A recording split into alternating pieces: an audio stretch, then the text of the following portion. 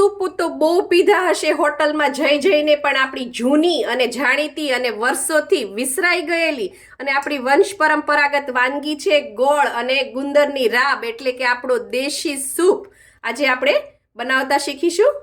હું છું પૂનમ કવા અને સ્વાગત છે તમારું પૂનમ્સ ફ્લેવર કિચનમાં। આજે હું તમને બનાવતા શીખવાડવાની છું ગોળ અને ગુંદરની રાબ। એના માટે અહીંયા 1 ચમચી દેશી ઘી લઈ લીધું છે। પેન આપણું ઓલરેડી ગરમ છે એટલે ઘી સરસ ગરમ થઈ ગયું છે। આ ગુંદર છે જે માર્કેટમાં કરિયાણાવાળાને ત્યાં મોલમાં ઇઝીલી મળે છે। આપણે 1 ચમચી જેટલો ગુંદર નાખી દઈશું આની અંદર। ગુંદર છે એને પહેલા થોડો તડકે તપાવી દેવાનો તો એ સરસ ફૂટશે અને જો તડકો ન હોય તો સેજ કડાઈમાં એને શેકી લેવાનો। એટલે જો આ ઝીણો ગુંદર છે, ઝીણો ગુંદર દેશી ગુંદર છે। આ ખૂબ જ સારો ગોળ અને ગુંદરની રાબ છે એ શરીર માટે ખાસ કરીને શિયાળામાં ખૂબ જ હેલ્ધી છે। સુવાવડી બાઈ હોય એને પણ આપણે પીવડાવી શકીએ છીએ। કફ, શરદી, સળેખમ, નબળાઈ લાગવી, અશક્તિ, સાંધાના દુખાવા અને ખાસ કરીને કમરના દુખાવામાં બધામાં ખૂબ જ ફાયદો કરે છે। તમે થોડુંક જ આ રીતે કરશો તે સરસ શેકાઈ જશે અને આ રીતે સરસ ફૂટી જશે અને થોડોક આપણે શેકીશું એટલે થોડોક અંદર રતાશ આવે। અને આજકાલ ગોઠણના દુખાવામાં એમ કહેવામાં આવે છે કે વચ્ચેથી જે ચીકણો પદાર્થ છે, લુબ્રિકેન્ટ છે, ખાલી થઈ ગયું છે એટલે તમારા સાંધા ઘસાય છે। તો તમે આ રીતે જો ગુંદરની રાબ પીઓ અઠવાડિયામાં 2-3 વાર તો એ જે ચીકણું તત્વ છે એ પણ આપણા સાંધાઓને મળી રહે, જેના લીધે દુખાવા છે એ ન થાય। અને આ રીતે શેકાઈ ગયો છે એટલે આપણે એને એક પ્લેટમાં કાઢી લેશું। આ રીતનો કલર થઈ જવો જોઈએ, લાઇટ પિંક। ખૂબ જ હેલ્ધી છે, બાળકોને પણ તમે આપી શકો છો, નાના મોટા વડીલો યંગસ્ટર કોઈ પણ તમે પી શકો છો। અને આપણે એને આજે છે ગોળમાં બનાવવાના છીએ જેથી એ ખૂબ જ હેલ્ધી થશે। અને થોડું 2 મિનિટ આપણે ઠંડુ થવા દઈએ। સેમ કઢાઈ ફરીથી ગેસ ઉપર મૂકી દીધી છે ને ફરીથી આપણે એની અંદર 1 નાની ચમચી જેટલું ઘી નાખીશું। અને આ રાબ છે જે આપણે બનાવીએ છીએ એ 2 વ્યક્તિ માટે ઇનફ છે। અને અહીંયા બાજુમાં મેં 1 થી 1.5 ગ્લાસ જેટલું પાણી ગરમ કરવા મૂકી દીધું છે। હવે આની અંદર આપણે ડ્રાય ફ્રૂટ્સ નાખીએ છીએ। મેં અહીંયા કાજુ બદામની કતરણ અને થોડા નાના ટુકડા લીધા છે। તમારે જે પણ નાખવા હોય એ તમે નાખી શકો છો। એને થોડા આપણે શેકી લઈએ આ રીતે। અને આની અંદર તમારે ગોળ ન નાખવો હોય તો તમે ખાંડ પણ નાખી શકો છો।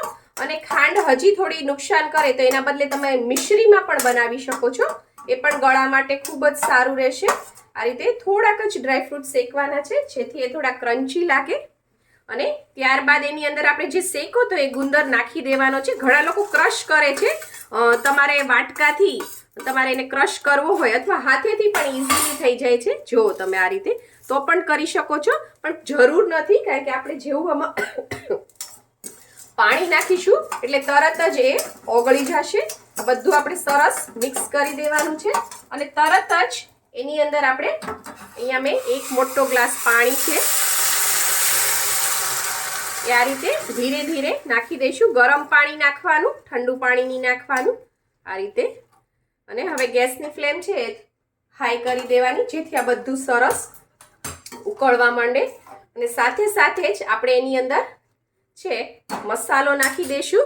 આ સૂંઠ છે, સૂંઠ, પીપરી મૂળ, જાયફળ અને એલચીનો પાવડર છે એ હું આની અંદર 2 ચપટી જેટલો નાખું છું। તમારે કોઈ પણ એક વસ્તુ નાખવી હોય તો પણ નાખી શકો છો અથવા ન નાખવું હોય તો પણ ચાલે। ઘરમાં આપણે કોઈ પાક બનાવતા હોય કે કાટલું બનાવતા હોય, બત્રીસું હોય, એનો પાવડર હોય તો એ પણ 1 ચપટી નાખી દો તો ખૂબ જ સારો સુગંધ પણ આવશે અને શરીરમાં એટલા મસાલા પણ જશે। અને આપણે જો તમે જોઈ શકો છો વિડીયો ઓન જ છે, તરત જ ગુંદર છે એ ઓગળી ગયો એટલે ક્રશ ન કરો તો ચાલે। હવે આપણે આની અંદર નાખી દઈશું ગોળ અને ખૂબ જ જલ્દી બની જાય છે, ખૂબ જ સરળ છે। ગોળ નાખીશું, હું આની અંદર છે 3 ચમચી જેટલો ગોળ નાખું છું। તમારે જેટલું ગળ્યું કરવું હોય એ પ્રમાણે તમે કરી શકો છો। અને આને સેજ મિક્સ કરી દેવાનું જેથી ગોળ છે નીચે બેસી ન જાય અને ગોળ ગુંદર બધું સરસ ઓગળી જાય। એકવાર ઓગળી જાય પછી એને આપણે 3 થી 4 મિનિટ જેવું ઉકળવા દઈશું. ગોળ સરસ ઓગળી ગયો છે કારણ કે મેં ખમણીને લીધો તો ગોળ, એટલે હવે આને આપણે છે 5 મિનિટ જેવું સરસ ઉકળવા દઈશું, જેથી એમાં થોડી થિકનેસ આવી જાય. 5 મિનિટ થઈ ગઈ છે, બધું સરસ છે એ ઉકળી ગયું છે, પાણી પણ કાચું ન રહેવું જોઈએ અને સરસ એની અંદર એક ચીકાશ જેવું આવી ગયું છે. બહુ ચીકણું ન લાગે, સરસ જ લાગે, આપણે જે રાબ પીતા હોય એવું જ લાગે. અને બીજી એક વાત કે સ્ત્રીઓને છે માસિક ધર્મના 4-5 દિવસ દરમિયાન ખૂબ જ કમર દુખતી હોય છે, માસિક વધારે પડતું આવતું હોય છે, પેટમાં દુખતું હોય છે, નબળાઈ લાગતી હોય છે, એમાં પણ આ રાબ ખૂબ જ સારી રહેશે, ખૂબ જ તમને ફાયદો કરશે. અને માસિક દરમિયાન તો ઠીક છે, પણ પછીના દિવસોમાં ઘણી લેડીઝને છે સફેદ પાણીનો પ્રોબ્લેમ હોય છે, સફેદ પાણી પડતા હોય છે, એના માટે આ ખૂબ જ ફાયદાકારક છે. તમે આ રાબ પીશો તો થોડાક જ દિવસમાં તમને ફેર દેખાશે. સફેદ પાણી છે એ ધીમે ધીમે ઓછા થઈ જશે અને એના લીધે જે અશક્તિ, નબળાઈ, થાક લાગતી હશે એ પણ ઓછું થઈ જશે અને ધીમે ધીમે તમે તંદુરસ્ત થઈ જશો. એ બધો પ્રોબ્લેમ સોલ્વ થઈ જશે. આપણી રાબ સરસ થઈ ગઈ છે અને મેં એને એક બાઉલમાં ટ્રાન્સફર કરી લીધી છે. તમે જોઈ શકો છો, તમારી સામે જ છે. લુક પણ કેટલો સરસ આવે છે અને ટેસ્ટ પણ એટલો જ સરસ છે.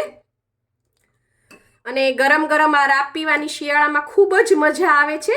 જો તમને મારી આ રેસીપી પસંદ આવી હોય તો લાઇક, શેર, કોમેન્ટ કરો. પ્લીઝ મારી ચેનલને સબસ્ક્રાઈબ કરો અને હા, બેલ આઇકન દબાવવાનું ના ભૂલશો, જેથી આવી જ સરસ મજાની વાનગીઓ તમારા સુધી પહોંચતી રહે. Thank you. આવજો.